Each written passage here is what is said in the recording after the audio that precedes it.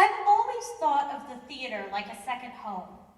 When I was in my sophomore year, I had a free period right before theater class, and I would head up to the theater early and, more often than not, fall asleep on the floor.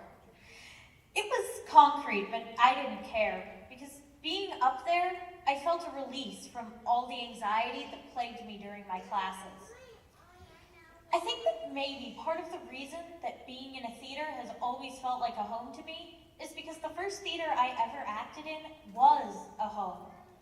It was a little building called the Creative Dramatics Workshop, and the director actually lived there. He turned the main room into the stage, but our backstage was his living space, which meant that it was very homey and lived in, and that there were couches to lie down on and a table to gather around, and books and DVDs lining the shelves. I started acting there when I was 6 or 7, and I kept acting there until the building came down when I was in middle school. It was already in the middle of being demolished, and it just collapsed one day. I remember the first time I saw the rubble, I almost cried. But we moved to a different location, an old opera house, and even if it isn't small and homey, and even if many of the people I got to know there have left for college, plenty of things came over in the move. The costume room may be bigger and the props may be more scattered, but they're mostly still the same ones we had in the old building. But that isn't the only theater I've acted in, and it isn't the only one that evokes that feeling of home. Because I don't love theaters for specific people or props that might be in one. I love them because I love acting. When I'm in a theater, I know what I'm there to do. There's a script to follow, a director to listen to, and most importantly, a world to lose myself in. An empty stage is full of potential, a place to be filled up with movements and sets and props, and once the technical elements have all come together, it's even easier to step onto a stage and imagine that I'm a different person, living in a different time, place, or universe.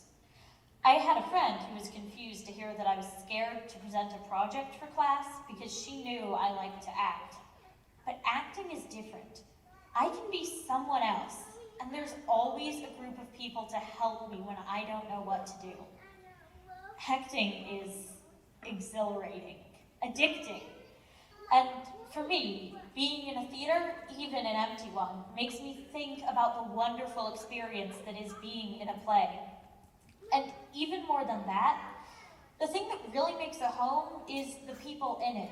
Not any individual people specifically, but just sometimes it feels like interacting with my castmates is easier than interacting with my classmates. Even if we're near-perfect strangers, there's something about the type of people that theater attracts that clicks with me, and something about rehearsing together and developing characters alongside each other that makes people easier to talk to. But most of all, I think it's that even if they experience theater in a different way than me, the reason they're here, the reason they keep coming back, is because they understand the magic of theater too. As Vanessa Redgrave is purported to have said, of course we all come to the theater with baggage. The baggage of our daily lives, the baggage of our problems, the baggage of our tragedies, the baggage of being tired. It doesn't matter what age you are, but if our hearts get opened and released, well, that is what theater can do, and does sometimes, and everyone is thankful when that happens.